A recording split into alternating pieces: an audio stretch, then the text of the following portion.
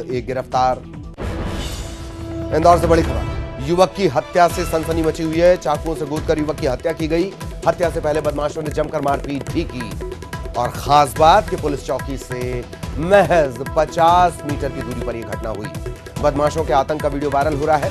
Cricket खेलने के दौरान विवाद हुआ। विवाद बढ़ते बढ़ते मर्डर तक पहुंच गया। बड़ी खबर इंदौर से, युवक की हत्या से इलाके में सनसनी।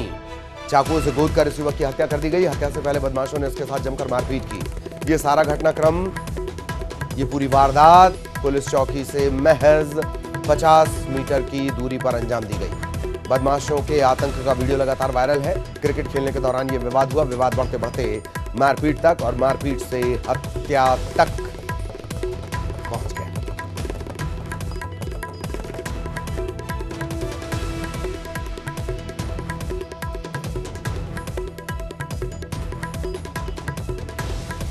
क्रिकेट खेलने के दौरान यह पूरा विवाद हुआ। युवक की हत्या से सनसनी मची हुई है। पुलिस चौकी से महज 50 मीटर की दूरी पर इस तरह की घटना कानून व्यवस्था पर बड़ा सवाल। Indore mini Mumbai, police commissioner प्रणाली वाला शहर। पुलिस कमिश्नर प्रणाली में थाने से 50 मीटर की दूरी पर हत्या का मामला। सहयोगी मिथिलेश हमारे साथ जुड़े हुए इंदौर, सीधे आपको लिए चलेंगे। मिथिलेश, एक और हत्या और वो भी थाने से 50 मीटर की दूरी पर, क्या अपडेट?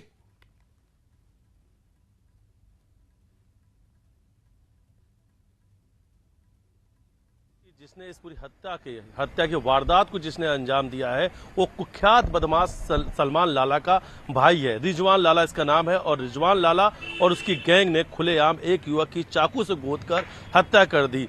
दहशत में लोग थे क्योंकि ये सभी जो बदमाश हैं हाथों में हथियार लेकर पहुंचे थे। इनके हाथ में तलवार थी, बंदूक थी और ये कोहराम मचाते रहे और इन्हें रोकने टोकने वाला कोई नहीं था। बुआ के लड़के से विवाद होता है। बुआ के लड़का जब थाने पहुंचता है तो उसके पहले उसके साथ जमकर मारपीट की जाती है, उसके घर में पहुंचकर तोड़फोड़ की जाती है और बाद में क्रिकेट खेलने के दौरान जिस सानू से उनका विवाद हुआ था, जो जिसका नाम रियाज उर्फ सानू है, जिसकी उम्र मैच 30 साल थी और एमआर के पद पर काम किया करते थे, एमआर थे, और उनसे उनका विवाद होता है और रात को उनकी हत्या कर दी जाती है।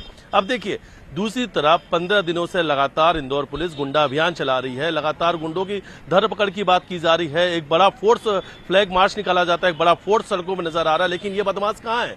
इन बदमाशों पे कार्रवाई क्यों नहीं की जाती है? ये कुख्यात बदमाश है, लिस्टेड बदमाश है और ये जघन अपराध को, हत्याकांड को जिसने अंजाम दिया है, ये सब गैंगस्टर के भाई लोग हैं। और ये खुलेआम घूम रहे थे, क्षेत्र में आतंक मचा रहे थे और इन्हें रोकने टोकने वाला क्यों नहीं था? कोई नहीं था, क्योंकि इनके अंदर खौफ इतना ज्यादा था लोगों के मन में, क्योंकि ये किसी के भी खुलेआम हत्या कर सकते हैं। हुआ भी ठीक वैसा ही। क्रिकेट खेलने के दौरान पर विवाद होता है और चाकू मारकर उसकी हत्या कर दी जाती है। गलती सी बितती थी कि क्रिकेट खेलने के दौरान विवाद होता है, वो कुछ कह देते हैं उन्हें और वो बात खराब लगती है और रात में उनकी हत्या हो जाती है। और देखिए, फिलहाल अब उनके आरोपियों की धरपकड़ के लिए टीम बना दी गई है। पुलिस कह रही है सख्ती से कार्रवाई करेंगे, लेकिन ये मैं साफ साफ कह सकता हूं कि इंदौर में जो अपराधी हैं उन पुलिस का जरा सा भी खौफ नहीं है। बेखौफ बदमाश लगातार वारदात को अंजाम दे रहे हैं और इंदौर में जो अपराध है वो पूरी तरीके से बेलगाम हो चुका है। अब कानून व्यवस्थाओं को लेकर लगातार गंभीर सवाल खड़े हो रहे हैं और खुलेआम ये जो अपराधी हैं पुलिस कमिश्नर को चुनौती भी दे रहे हैं। मध्य प्रदेश की आर्थिक राजधानी है, मध्य प्रदेश का सबसे बड़ा शहर है, देश का सबसे स्वच्छ शहर है, लेकिन आज अगर क्राइम ग्राफ की बात करें तो आज क्राइम ग्राफ में भी मध्य प्रदेश में तेजी से इंदौर का नाम सामने आ रहा है, क्योंकि यहाँ पर बदमाश लगातार हत्याकांड और जो बड़ी बड़ी वारदात है उसे अंजाम दे रहे हैं। फिलहाल एक बार फिर से एक युवक की हत्या हो गई है। इसके पहले हमने देखा था कार ओवरटेक विवाद में 2 लोग युवकों की हत्या होती है, 2 अलग अलग घटनाओं पर। यानी इंदौर में छोटी मोटी बात पर हत्या जो होना है वो आम बन चुका है। और ये इस हत्याकांड को एक बहुत कॉमन सी चीज है, मैं आपको बताना चाहूंगा ललित, जितने भी अभी तक वारदात हुए बड़े वारदात, इसमें सब अपराधियों ने दिया है। ये सब लिस्टेड लोग हैं, ये बदमाश हैं और पुलिस कहती है कि इन पर हम नजर रखते हैं, इन्हें थाने बुलाया जाता है, चेक इन अभियान में इनके घर पे दबिश दी जाती है। लेकिन ये कहाँ है? अगर ये सब व्यवस्थाएं बेहतर होती तो ये हालात नहीं बनते। सबसे बड़ा सवाल है, सबसे साफ शहर में गुनाह का कचरा फैलते जा रहा है। बहुत बहुत शुक्रिया आपका, लेकिन आप हमारे साथ बने रहें। मिथिलेश हमारे साथ जुड़े हुए थे। इंदौर से एक और बड़ी खबर, इंदौर के गुंडों की रशियन पार्टी का एक वीडियो सामने आया है। इंदौर के बाहरी इलाके में बने एक रिसोर्ट में गुंडे बदमाशों ने जमकर जाम छलकाए हैं। जाम के साथ साथ डांस भी होता रहा। अश्लील डांस, फूहड़ डांस होता रहा। कुछ दिन पहले पब के अंदर डांस का एक वीडियो सामने आया था, अब ये एक और वीडियो सामने आ रहा है। मिथिलेश जैसे जानकारी दे रहे हैं उस हिसाब से यह तस्वीर चौंकाती नहीं है। जहां निगरानीशुदा लिस्टेड हिस्ट्री शीटर बदमाश हत्या तक कर देते हो, वहां अगर हाथों में जाम छलका रहे हैं तो हैरानी क्यों? कानून के घटते इकबाल की बानगी ये तस्वीरें हैं। मिथिलेश लगातार हमारे साथ बने हुए हैं। मिथिलेश, ये वीडियो हम दिखा रहे हैं अपने दर्शकों को, और जो बात आपने कही ये वही है, कानून का घटता इकबाल और बदमाशों के बढ़ते हौसले। मिथिलेश,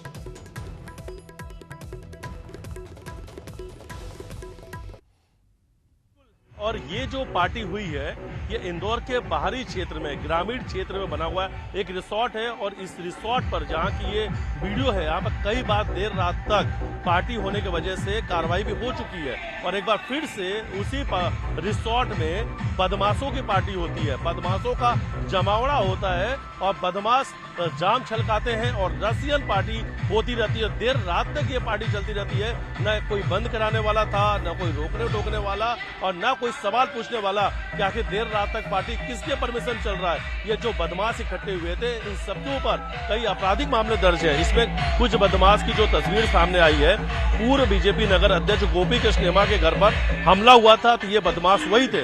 अभी 15 अगस्त के दिन हत्या के आरोप में एक आरोपी है, 14 साल की सजा काट के जेल से बाहर निकलता, काफिले के साथ वो जेल से बाहर निकलता है। ये बदमाश भी उस तस्वीर में नजर आते हैं, और एमआईजी थाने में उनके ऊपर बाकायदा एफआईआर भी दर्ज है। पुलिस उन्हें तलाश रही है, लेकिन ये बदमाश दोस्तों के साथ बैठकर जाम छलका रहे हैं। रसियन पार्टी चल रही है, देर रात तक पार्टी चलती रहती है, और न उसे कोई बंद कराने वाला, न कोई पूछने वाला, न कोई कार्रवाई करने वाला।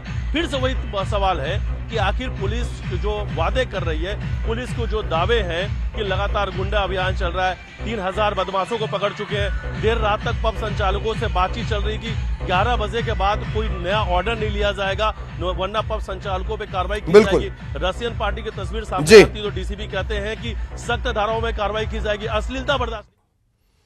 बिल्कुल बिल्कुल, ये है हाल कमिश्नरी के। बहुत बहुत धन्यवाद आपका मिथिलेश इस तमाम जानकारी के लिए। अब बड़ी खबर मुरैना से, जहां पैतृक घर को लेकर एक परिवार के लोग आपस में भिड़ गए।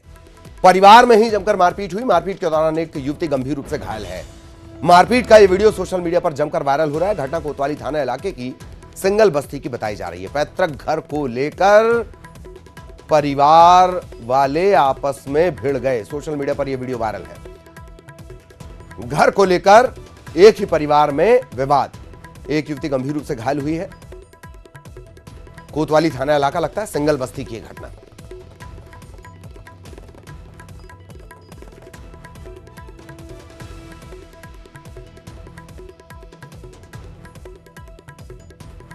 मुरैना से बड़ी खबर ये आपको बता दें, पैतृक घर को लेकर परिवार के लोग आपस में भिड़ गए।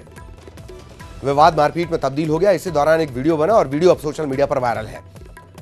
सबसे पहले न्यूज 18 मध्य प्रदेश छत्तीसगढ़ आपको ये तस्वीरें दिखा रहा है। मुरैना की ये तस्वीरें, सोशल मीडिया पर ये वीडियो जमकर वायरल हो रहा है। सिंगल बस्ती का ये पूरा घटनाक्रम है।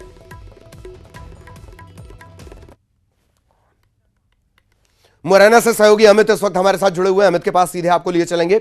अमित, पूरा घटनाक्रम, एक ही परिवार के लोग आपस में इस तरह भिड़ गए जी।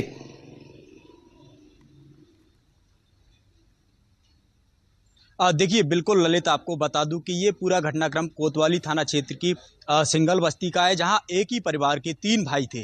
तीनों भाई का बंटवारा हो गया था, लेकिन पैतृक घर था, उसमें से निकलने के लिए किसी को पीछे वाला हिस्सा मिला था तो किसी को आगे वाला हिस्सा मिला था।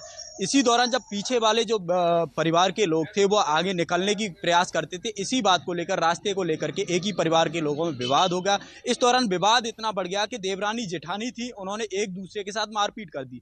मारपीट के दौरान किसी व्यक्ति ने मौजूद वहां से वीडियो बनाया, वो वीडियो सोशल मीडिया पर वायरल हो गया। हालांकि वीडियो में देखा जा रहा है कि किस तरीके से मारपीट हो रही है।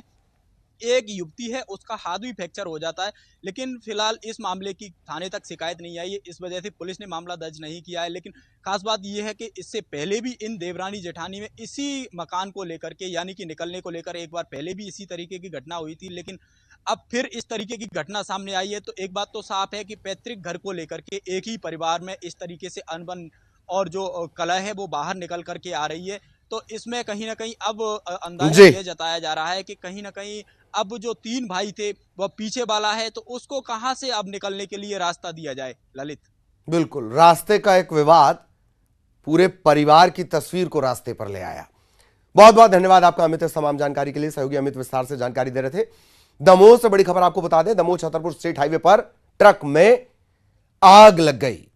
देर रात यह आग लगी, ट्रक पूरी तरह जलकर खाक हो गया।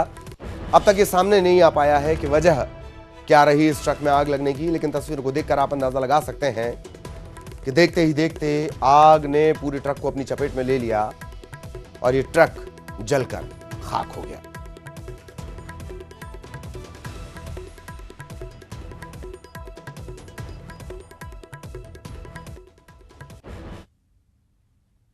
और अब भोपाल से बड़ी खबर, चुनावी तैयारियां तेज। मध्य प्रदेश के दौरे पर भारत निर्वाचन आयोग की टीम राजनीतिक दलों के साथ बैठक होगी। सुबह 11 बजे से 1 बजे तक ये बैठक होनी है। चुनावी प्रेजेंटेशन और चुनावी तैयारियों पर चर्चा की जाएगी। इसके अलावा आयोग एनफोर्समेंट एजेंसियों के साथ शाम को मीटिंग करेगा। चुनावी प्रक्रियाओं के पालन के संबंध में चर्चा की जाएगी। आयोग स्वीप कैलेंडर को भी लॉन्च करेगा। आयोग मुख्य सचिव और डीजीपी के साथ 6 सितंबर को बैठक करने वाला है। चुनाव की सुरक्षा और प्रबंधन पर चर्चा की जाएगी। भारत निर्वाचन आयोग की टीम मध्य प्रदेश के दौरे पर। सहयोगी शैलेंद्र हमारे साथ जुड़े हुए हैं, सीधा भोपाल आपको लिए चलेंगे। शैलेंद्र, आयोग की टीम पूरी जानकारी दें जरा। बिल्कुल ललित, देखिए अब कुछ ही समय बचा है जब मध्य प्रदेश में चुनाव की तारीखों का ऐलान होना है, और ऐलान जब होना है तो उसके पहले जो है चुनाव आयोग सारी तैयारियों को दुरुस्त करने में लगा हुआ। और यही कारण है कि भारत निर्वाचन आयोग की टीम आज मध्य प्रदेश के दौरे पर है। और मध्य प्रदेश में वह निर्वाचन से जुड़े जो पदाधिकारी, निर्वाचन आयोग के पदाधिकारी, इसके अलावा जो अन्य जो पदाधिकारी हैं जो निर्वाचन प्रक्रिया से सीधे तौर पर जुड़े हैं, उनसे आज वह विस्तृत चर्चा करेंगे। लगभग 2 घंटे की लगभग ये बैठक होगी। 11 बजे से 2 बजे तक ये बैठक होगी। चुनाव को लेकर मध्य प्रदेश में कितनी तैयारियां हो चुकी है, किस किस लेवल पर क्या तैयारियां की गई, इस सब की जो है स्थिति का जायजा लेंगे। इसके अलावा जो मतदाता सूची है उसका जो अपडेशन का काम चल रहा है, वो कब तक फाइनल प्रकाशन उसका किया जाएगा, कितने नव मतदाता जुड़े हैं, इस सब की जो जानकारी है वो जुटाई जाएगी। कितने पोलिंग बूथ है, कितने क्रिटिकल है, कितने सामान्य पोलिंग बूथ है, और उन पोलिंग बूथ पर किस तरह की सुरक्षा व्यवस्था होनी, उसको लेकर भी कल डीजीपी से यह दल जो है मुलाकात करेगा। आज जो राजनीतिक दल है उनके प्रतिनिधियों से भी भारत निर्वाचन आयोग का दल भेंट करेगा, क्योंकि देखिए वो उनसे भी जानना जरूरी है कि आखिर किस तरह की मांग उन्होंने की है, क्योंकि कई बार शिकवा शिकायतें जो है वो चुनाव के दौरान चलती रहती। तो ऐसे में दोनों ही राजनीतिक दलों या दूसरे जो राजनीतिक दल है सबको बुलाया जाएगा और उनसे भी चर्चा की जाएगी किस तरह की व्यवस्थाएं वो चाहते हैं। तो तमाम जो तैयारियां हैं उस सबको लेकर आज मंथन और चिंतन किया जाएगा, ताकि जब चुनाव हो तो किसी तरह की कोई परेशानी मतदान करने में मतदाताओं को ना उठानी पड़े। बिल्कुल बिल्कुल, बहुत बहुत धन्यवाद शैलेंद्र इस तमाम जानकारी के लिए। इधर छत्तीसगढ़ में चुनावी साल में बीजेपी कांग्रेस के बीच घमासान चरम पर। बीजेपी की तरफ से केंद्रीय गृह मंत्री अमित शाह के साथ बघेल सरकार के खिलाफ एक आरोप पत्र उन्होंने जारी किया था। उससे पहले कांग्रेस ने बीजेपी के खिलाफ आरोप पत्र जारी किया था। कांग्रेस के आरोप पत्र के 2 बिंदुओं को लेकर बीजेपी हमलावर है। पार्टी यानी बीजेपी कांग्रेस को हिंदू विरोधी बता रही है। इन सब के बीच तमिलनाडु के मुख्यमंत्री के बेटे के बयान ने, हिंदू विरोधी बयान ने, सनातन विरोधी बयान ने आग में घी डालने का काम किया। बीजेपी का कहना है कि कांग्रेस शुरू से ही हिंदू विरोधी रही है। अभी तमिलनाडु में जो वहां के मुख्यमंत्री के बेटे हैं उदयनिधि, उन्होंने कहा कि हिंदू धर्म मलेरिया, डेंगू और कोरोना जैसा है, इसको खत्म करना चाहिए। ये कांग्रेस पार्टी की सोच है, और उसी कांग्रेस पार्टी की सोच की छत्तीसगढ़ में अगुवाई करने वाले कोई है तो भूपेश बघेल हैं। कांग्रेस पार्टी हिंदू द्रोह और पाप की राजनीति से गले तक डूबी हुई है। चाहे भूपेश बघेल जी कितना भी चेहरा लगा लें, उनका काल्पनिक रूप इसके बाद सामने आ गया है, उनका ताड़का का रूप सामने आ गया है। कांग्रेस पार्टी का ये पूछना कि राम मंदिर बन जाने से युवाओं को नौकरी मिल जाएगी, ये इस देश के बहुसंख्यक समाज या ये हम कहें कि जन जन के मन में बसे हुए राम, गांव गांव की आत्मा में बसे हुए राम 2007 में सुप्रीम कोर्ट में हलफनामा देकर कहा था कि राम, सीता, हनुमान, वाल्मीकि के काल्पनिक किरदार हैं, इसलिए राम सेतु का कोई धार्मिक महत्व नहीं माना जा सकता। उन्हीं की नेता ने नागा साधु जो संसद पर प्रदर्शन करने जा रहे थे, उनको जनरल डायर की तरह गोलियों से भुनवा दिया गया था। कांग्रेस के नेता सुशील शिंदे ने ही हिंदू आतंकवाद शब्द का पहली बार इजाद किया था। पूरे विश्व ने जो मुस्लिम आतंकवाद माना है, उस पर से ध्यान भटकाने की कोशिश थी। और राहुल जी ने तो अभी 2014 में ही कहा कि जो मंदिर जाते हैं वो लड़कियां छेड़ते हैं। दिग्विजय सिंह ने कहा था 26/11 के हमले पर हिंदू संगठनों को जिम्मेदार ठहराया था। बनारस हिंदू विश्वविद्यालय के, जो कि आजादी के समय से हिंदू विश्वविद्यालय है, उसमें हिंदू शब्द के ऊपर में कांग्रेस ने आपत्ति की थी।